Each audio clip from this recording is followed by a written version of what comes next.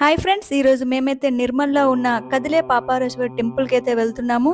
ఇక్కడ ఒక విశిష్టత ఏమిటి అంటే స్వయంగా శివుడే వచ్చి ఇక్కడ వెలిసారు అని అందరూ చెప్పుకుంటా ఉంటారు. ఎవరికైనా ఏమైనా దోషాలు ఉంటే అవన్నీ తొలగిపోతాయి అని కూడా చెప్తా ఉన్నారు. ప్రతి ఒక్కరు ఈ టెంపుల్‌నైతే ఒక్కసారి విజిట్ చేయాలి. ఆల్రెడీ ఎవరైనా విజిట్ చేసి ఉంటే కింద కామెంట్ బాక్స్‌లో మాకు కామెంట్ చేయండి.